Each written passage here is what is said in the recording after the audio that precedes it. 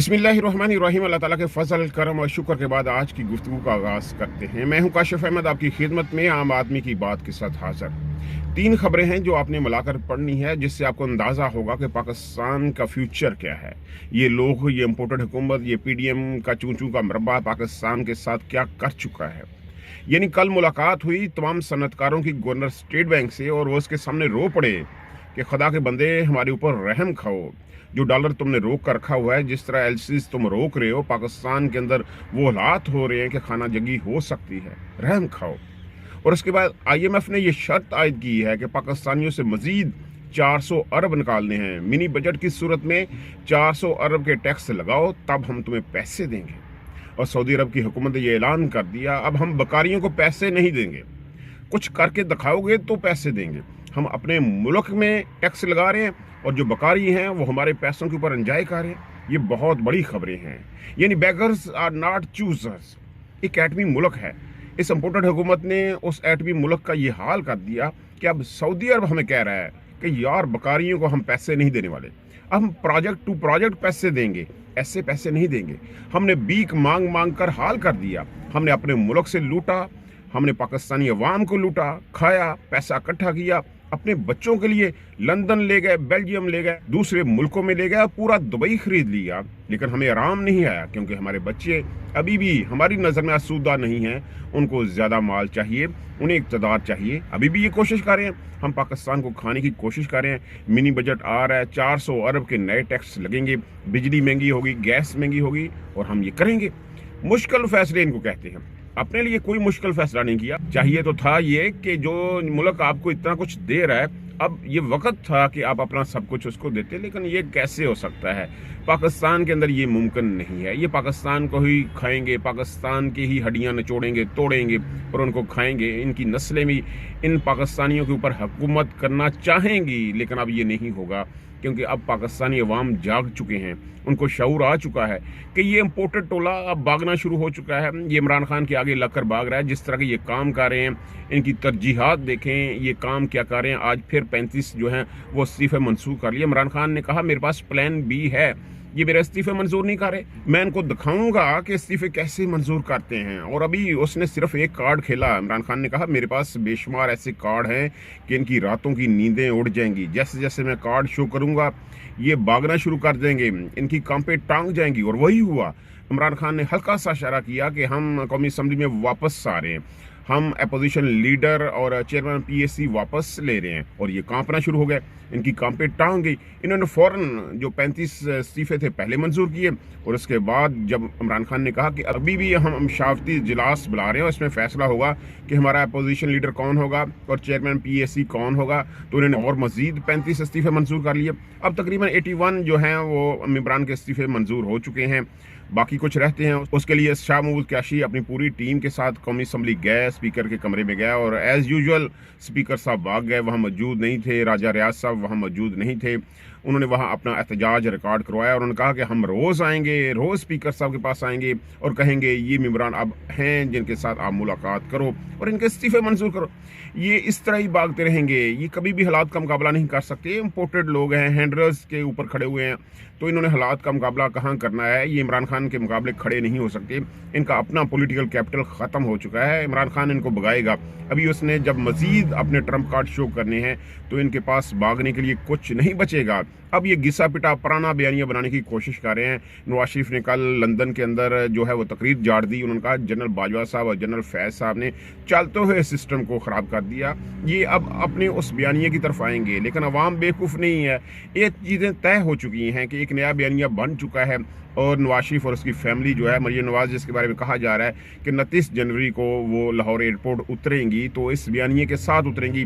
5 बंदों को टारगेट करना है, जिनमें 2 बड़े अदारे हैं, एक एस्टेब्लिशमेंट है और दूसरा अदलिया है। 2 बंदे अदलिया के हैं, 2 बंदे जो हैं वो एस्टेब्लिशमेंट के हैं। तो इन बंदों को रगड़ा देने की कोशिश की जाएगी कि इन्हीं बंदों की वजह से इमरान खान जो हैं वो इस कौम के ऊपर मसलत हुए। मसलत तो आप लोग हुए, सारी दुनिया आप जानती है, पूरा पाकिस्तान ये जानता है कि आपको किस तरह मसलत किया गया।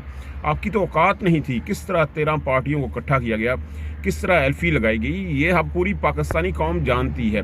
आप उसको बेवकूफ़ नहीं बना सकते। आप जो मर्जी बयानियाँ लेकर आ जाओ, अवाम में अब चल नहीं सकते, क्योंकि अवाम अब जाग चुके हैं। वो इमरान खान के साथ खड़े हैं और इमरान खान आपकी सियासत को समझ चुका है। वो कभी आपको कामयाब नहीं होने देगा।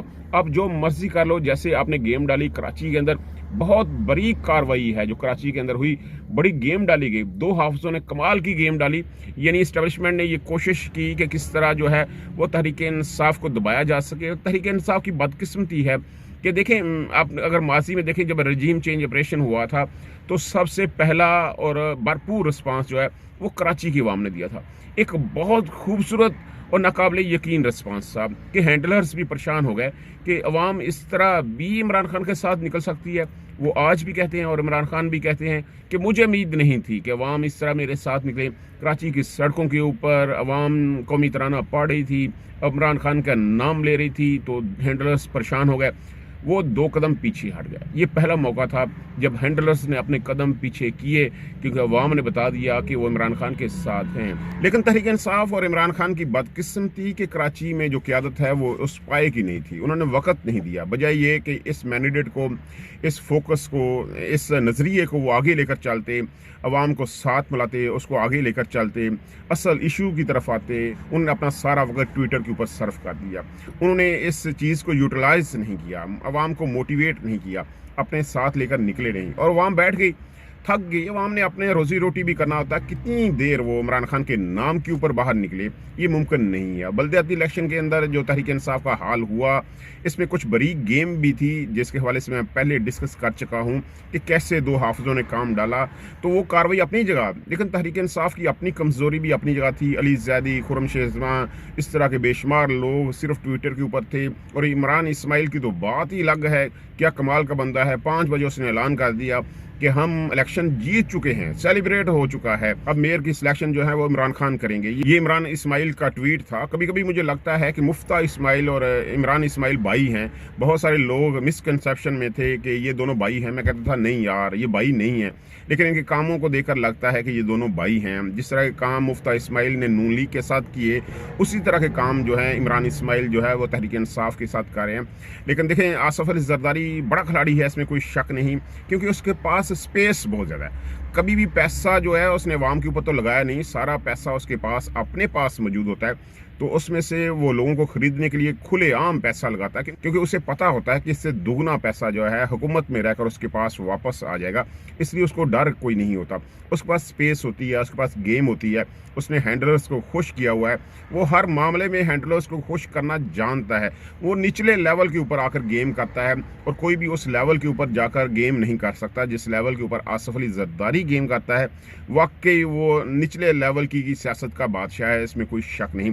इस लेवल के ऊपर शहबाज शरीफ ने जाने की कोशिश की और हुकूमत ले भी ली, लेकिन फिर भी नवाज शरीफ जो है उनमें एक अना है, उनमें एक कुछ थोड़ा सा तकब्बर है, जिसकी वजह से वो मार खाते हैं।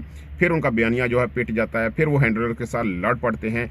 तो आसिफ अली जरदारी का कोई मुकाबला नहीं कर सकता उस निचली लेवल की सियासत में। वो वाकई कामयाब है, तो उसके पास स्पेस होती है।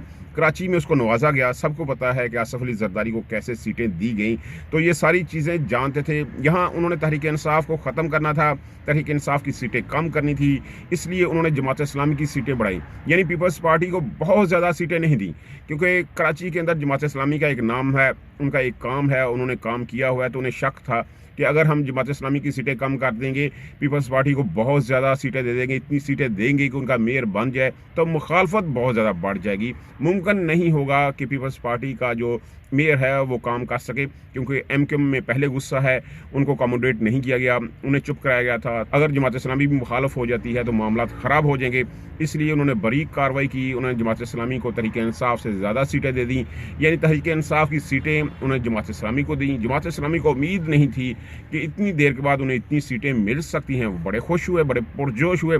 तो पहले उन्होंने यही समझा कि ये सीटें उन्हें खुद मिली हैं, तो उन्होंने उसका इजहार करना शुरू कर दिया, फतह का इजहार करना शुरू कर दिया। बहुत खुश थे, बहुत बयानात उन्होंने पीपल्स पार्टी के ख़िलाफ़ देना शुरू कर दिए। लेकिन मुकाबले में आसिफ अली जरदारी था, उसने कहा बाबा जी जाना किथे जे, मेरे को 100 तरीके ने। तो यकदम रिकाउंट की जो तहरीक इंसाफ ने एप्लीकेशन दी हुई थी ان की समाअत होना शुरू हो गई, रीकाउंटिंग शुरू हो गई और 6 सीटें एक ही झटके में निकल गईं। जमात इस्लामी की 6 सीटें एक ही झटके में निकल गईं, यानी तहरीक इंसाफ जो 40 सीटों के साथ थी उसकी 46 हो गई। तो जमात इस्लामी परेशान हो गई, उसने कहा ओए कुंडी पे आ गई है। वो परेशान हुई, उसने सईद गनी को कहा कि यार मामला सेट करो। सईद गनी ने अचानक उनके ऑफिस का दौरा किया। हाफिज साहब की सईद गनी के साथ मुलाकात हुई और बड़ी खुशगवार और पुरजोश मुलाकात हुई। हाफिज साहब ने कहा मजा आ गया है गनी साहब जो आपने काम डाला है, लेकिन मेहरबानी करके इस रीकाउंटिंग को तो रोकें, ये बड़ा नुकसान हो रहा है हमें। तो गनी साहब ने कहा मसला ही कोई नहीं, सारे आरओज जो हैं वो गनी साहब के अपने थे। तो गनी साहब ने फौरन फ़ोन किया और रीकाउंटिंग फौरन रुक गई। यानी जमात इस्लामी और पीपल्स पार्टी तकरीबन अब तैयार हो चुकी हैं, बल्कि जमात इस्लामी को तैयार किया गया है, बताया गया है कि हमारे पास तमाम हथकंडे हैं, आप हमारे ऊपर नहीं हो। अगर आपको सीटें मिली हैं तो ये सीटें मिली नहीं हैं, ये हमारी तरफ से तोहफा दिया गया है ताकि आप हमारे साथ चलो। फैसला हो चुका है कि जमात इस्लामी पीपल्स पार्टी के साथ चलेगी और मेयर जो है वो पीपल्स पार्टी का होगा, डिप्टी मेयर जो है वो जमात इस्लामी का हो सकता है, या हो सकता है जमात इस्लामी को नवाजा जाए, मजीद नवाजा जाए, अख्तियारात जो है वो अपने पास रखे जाए और मेयर जो है जमात इस्लामी का बना दिया जाए। ये है इनकी सारी सूरत, ये है इनकी सारी सियासत। तो ये अपनी सियासत के ऊपर कायम है, ये बागम बाग में मसरूफ़ हैं, ये इमरान खान का मुकाबला नहीं कर सकते, लेकिन इमरान खान के पास बेशुमार ट्रम्प कार्ड हैं। अब उसकी टीम ने कहा कि वो रोज़ कौमी असम्बली जाएंगे, स्पीकर के पास जाएंगे और उन्हें कहेंगे कि हमारे इस्तीफ़े मंजूर करो। जब तक हमारे इस्तीफ़े मंजूर नहीं होते हम रोज़ स्पीकर के दफ्तर में आएंगे। इस वक्त भी तकरीबन 64% पाकिस्तान की सीट्स खाली हैं। आप देखें तकरीबन जो है 109 के करीब जो हैं वो कौमी असम्बली की सीट्स हैं और 297 सीटें जो हैं वो पंजाब असम्बली की हैं, 115 सीटें जो हैं वो KPK की हैं। तो तकरीबन 64% पाकिस्तान जो है वो खाली है, उसके ऊपर इलेक्शन होने हैं और इलेक्शन कमीशन को ये हुक्म दिया गया है कि आपने किसी किस्म का इलेक्शन नहीं करवाना। अभी तक ये बातचीत चल रही है, आपने किसी किस्म का शेड्यूल नहीं देना, अभी हमने फैसला नहीं किया कि हम इलेक्शन करवाएंगे।